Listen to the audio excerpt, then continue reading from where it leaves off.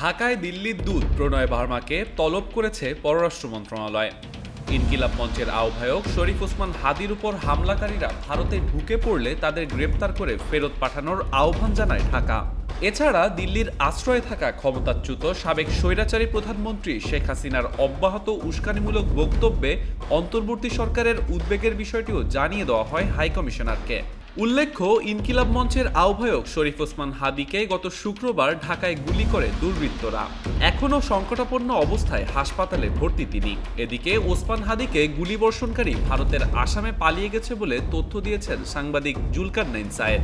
পররাষ্ট্র মন্ত্রণালয়ের বিজ্ঞপ্তিতে বলা হয়, ওসমান হাদি হত্যা চেষ্টার সঙ্গে জড়িত সন্দেহভাজনদের ভারতে পালিয়ে যাওয়া প্রতিরোধে ভারতের সহযোগিতা কামনা করা হয়েছে। তারা ভারতে প্রবেশ করলেও তাদের তাৎক্ষণিক গ্রেপ্তার ও বাংলাদেশের কাছে প্রত্যর্পণ নিশ্চিত করার অনুরোধ জানায় ঢাকা। এদিকে ভারতে ক্ষমতাচ্যুত প্রধানমন্ত্রী শেখ হাসিনার অবস্থান এবং সম্প্রতি রাজধানীতে ইনকিলাব মঞ্চের মুখপাত্র ওসমান হাদিকে গুলির ঘটনায় অন্তর্বর্তী সরকারের তরফে দেওয়া বিবৃতির জবাব দিয়েছে দিল্লি। রোববার দেশটির পররাষ্ট্র মন্ত্রণালয়ের এক বিবৃতিতে বলা হয়, বাংলাদেশের স্বার্থবিরোধী কোনো কাজে নিজেদের ভূখণ্ড ব্যবহারের অনুমতি দেয় না ভারত। পাশাপাশি বাংলাদেশের পররাষ্ট্র মন্ত্রণালয় থেকে উত্থাপিত সকল বিষয়ে প্রত্যাখ্যান করেছে দেশটি।